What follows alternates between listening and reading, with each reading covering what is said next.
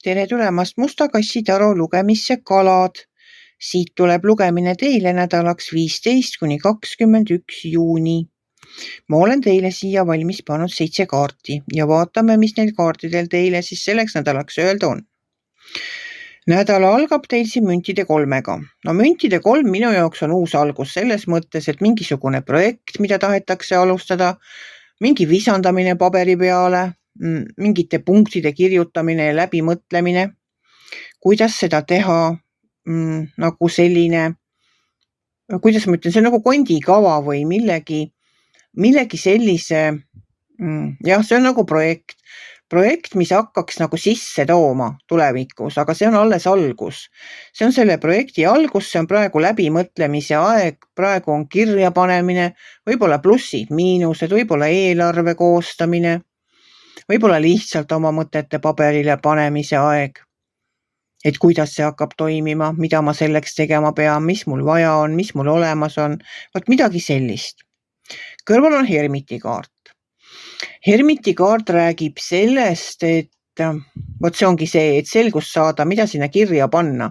Selleks tuleks olla nagu omaette, nagu üksinda ja mõelda vaikuses, kuulata seda vaikust ja iseenda sisemist häält.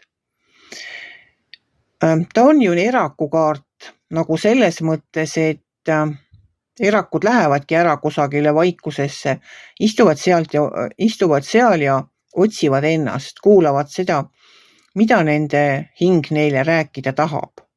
Aga Hermiti kaart on ka selline kaart, kust tuleb see selgus, nagu lamp hakkab peas põlema.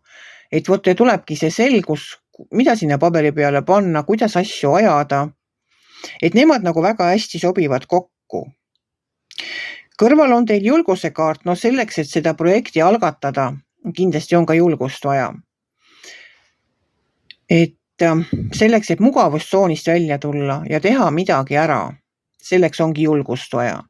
Selleks on vaja ennast kokku võtta, astuda need esimesed sammud, pannagi kõik paberi peale, kuulata enda sisemist häält, mis teile ütleb, kuidas neid asju ajada. Kõrval viimase kaardina ülemises reas on karikate 3. Vaat see on minu jaoks selline koos viibimise kaart. Ta on nagu arutamise kaart, asjade arutamise kaart, ta on koos viibimise kaart selles mõttes, et seal on need ei ole nagu päriselt mõttetalgud, aga on selline mõnus koos istumine, saab asju arutada, saab rääkida, see on nagu sõbrannadega kohvikusse minek või siis lihtsalt perekondlik koosviibimine, kus asju arutatakse, räägitakse, võib-olla tehakse mingeid plaane, võib-olla arutatakse seda sama ideed, mis teil on tulnud. Selline mõnusas seltskonnas, mõnusas eas, sõbralikus õhkkonnas olemine. Seal ei ole mitte mingit vaidlemist ega midagi. Lihtsalt ongi hea olla koos, rääkida maast ja ilmast, küsida, kuidas teistel läheb. Alumises reas on teil müntide 2. Müntide 2 on alati minu jaoks olnud valik. Tasakaalu leidmine töö ja puhkeaja vahel. Et kui see uus projekt hakkab ka teilt väga palju nõudma, no iga algus ongi raske ja nõuab väga palju tööd, enda energia panustamist, et siis tuleb ka kindlasti meeles pidada seda, et üle ei pingutaks, et ikkagi leitaks aeg iseendale ja puhkusele. Ei saa teha nagu seda tööd nii, et iseennast ära unustada. Et vot see müntide 2 minu jaoks alati seda tähendab.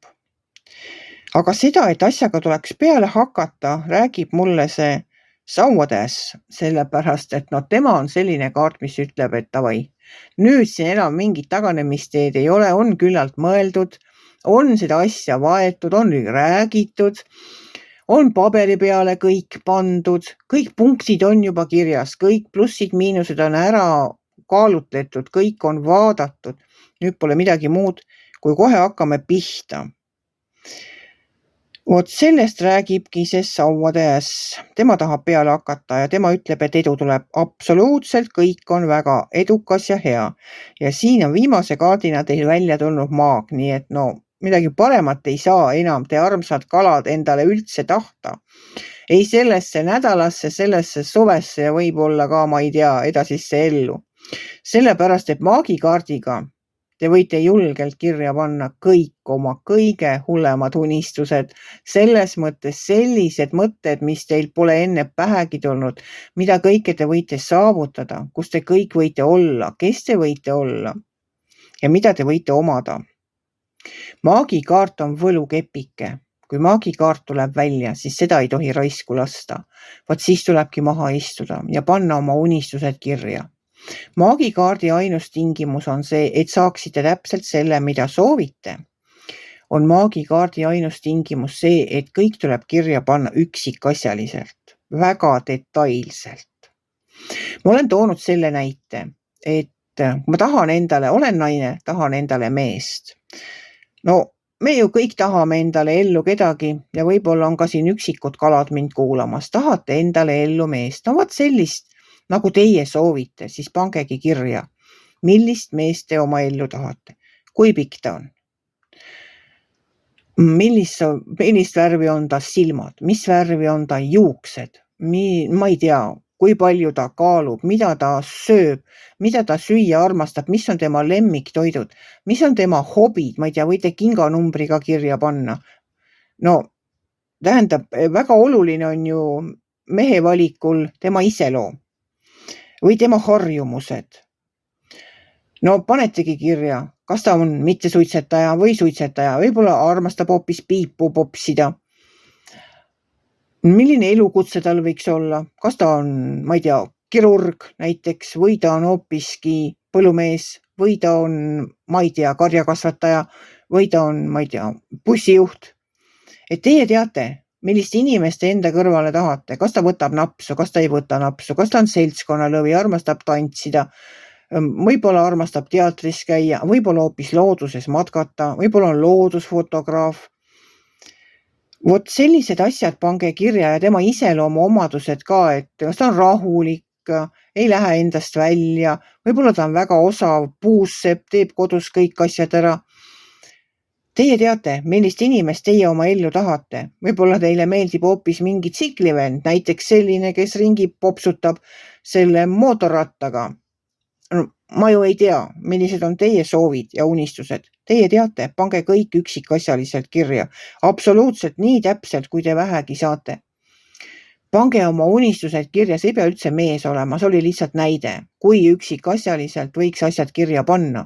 Kui detailidesse võiks laskuda, et saaksite selle, mida olete küsinud. Muidu tuleb teile ellu küll mees, aga võib-olla hoopis viinalina, keda teie ei taha. Võib-olla laisk ja lohakas on diivani kaunistus. Mees küll, võib-olla algul ei paistagi kõik välja, vaat pärast saate endale sellise, keda te tegelikult ei soovinud. Ja katsu siis lahti saada. Võib-olla armsakski saanud, ei tahagi enam lahti saada, aga päris see ka ei ole. Pange oma unistused kirja, pange kõik oma soovid selle maagikaardiga, pange paberi peale päriselt, kirjutage pliiatsiga paberi peale. Murdke see paber kokku, pange ümbriku sisse, võite selle ümbriku ära kaunistada, sellepärast, et meie unistused ja meie soovid võiksid ju olla väga kaunis pakendis ja piske see kusagile raamatu vahele või mõnda karpi. Ja unustage ära. Unustage see lihtsalt ära. Ja siis, kui hakkavad teie soovid täide minema, vot siis tuleb teile meelde, et vot seda ma tegelikult tahtsingi. Ja maagikaart ei ole nalja asi. Maagikaardiga tegelikult on inimesed saanud võlgadest vabaks. Maagikaardiga võid saada võlgadest miljonäriks. Ma olen rääkinud ka seda, kuidas inimesed tahtsid endale maja. Elasid korteris, tahtsid osta maja. Valisid maja välja, panid maja pildi endale sinna soovide tahvlile. Läks aega mööda, nad olid soolise tahvli juba ära viinud keldrisse ja nad ostsidki maja. Said oma raha kokku, ostsid maja. Ja siis hakkasid sealt vanastuja elamisest välja kolima. Ja viimasena läksid siis sinna keldrisse, et kelder ka vaja korda teha ja asjad ära viia. Ja sealt leidsid selle tahvli, kuhu nad olid kunagi oma maja pildi pannud, oma unistuste maja. Ja saate aru, see ei olnud lihtsalt sarnane maja, see oli täpselt see sama maja, mille pildi nad olid sinna tahvli peale pannud. Universum kuulas nende soovi sellel hetkel see maja polnud müügis ja sellel perel polnud ka raha seda maja osta. Aga läks aega mööda ja universum täitis nende soovi. Vot sellised imelisi asju võib maagikaart korda saata. Nii et ärge raisake maagikaarti. Vot selline nädal tuli teile, armsad kalad. Võtke või jätke.